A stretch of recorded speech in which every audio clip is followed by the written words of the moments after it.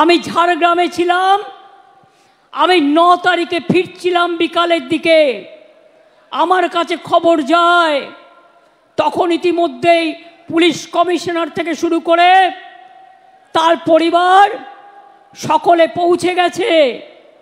আমি তাদের সাথে কথা বলে যা যা করণীয়, জুডিশিয়াল ম্যাজিস্ট্রেট ডাকা থেকে শুরু করে, দেখুন ঘটনা একটা দুর্ভাগ্যজনক ঘটেছে, তারপরের অ্যাকশনটা যাতে কোনো রকম দেরি না হয়, কোনো রকম ভুল ত্রুটি না হয়।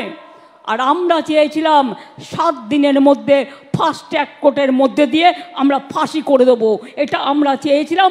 আজকে কতদিন হলো? 9 থেকে আজকে কদিন হলো?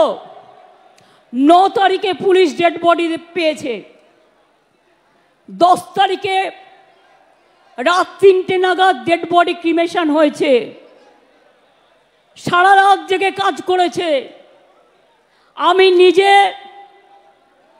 11 তারিখটা বাদ দিয়ে তার কাজ ছিল বলে 12 তারিখে সকালে তাদের বাড়িতে গেছি। তার বাবা মাকে বলেছি, বলুন আপনারা কি বলতে চান, আপনারা আমাদের কাছে কি কি চান, আপনাদের কি কি দাবি। আমি পুলিশ কমিশনারকে সাথে নিয়ে গিয়েছিলাম। তার আগে যে কেসটা দেখছে আমাদের পুলিশের, তিনি সমস্ত ভিডিও রেকর্ডিং দেখিয়ে, সিসিটিভি ফুটেজ দেখিয়ে সব রিপোর্ট তার বাবা মাকে দেখিয়ে এসেছিল। আমি শুধু বলেছিলাম আজকে সোমবার, আমাকে শনিবার পর্যন্ত টাইম দিন। মঙ্গল, বুধ, বৃহস্পতি, শুক্র, শনি, 5 দিন। মঙ্গলবারের মধ্যে সিবিআই হয়ে গেল। তার মানে ওরা বিচার চায় না, কেসটাকে জলে ফেলে দিল। রাজ্যের হাতে পাওয়ার থাকলে আমি 7 দিনে করে দেবো।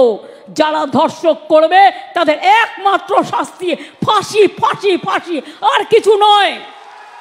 এখনো পর্যন্ত মুখ্যমন্ত্রী হিসেবে মমতা ব্যানার্জির ভূমিকা, সেটাতে আপনারা সন্তুষ্ট? তবে উনি যেটা কালকে বলেছেন ওটা আমার ভালো লাগেনি। পরিবার চায় না বিচার, এটা কি? আমার মেয়ে চলে গেছে, আমি বিচার চাইবো না? দুনিয়ার কোটি কোটি লোক বিচার চাইছে, আর পরিবার বিচার চায় না? কোটি কোটি বিশ্ব আমার মেয়ের পাশে দাঁড়িয়েছে, তারা এত আন্দোলন করছে এবং আমরা তাদের আন্দোলনকে সমর্থন করছি। এবং আমি চাইছি যে আমার মেয়ের যতদিন বিচার না পায় ততদিন যেন তারা সেই আন্দোলন চালিয়ে যায়। সেখানে উনি বলছেন পরিবার বিচার চায় না, এবং সে এটাও বলেছেন যে আন্দোলনকে জল জল জল ঢেলে দেওয়া। আমার মনে হয় ওনার তো ছেলে মেয়ে নেই, তাই উনি সন্তানহারা বাবা মার যন্ত্রণাটা বুঝতে পারছেন না, তাই হয়তো উনি এই কথা বলছেন। কথা বলার মানসিকতা ওনার আসছে, এই ব্যাপারে আমরা আর কোনো মন্তব্য করবো না।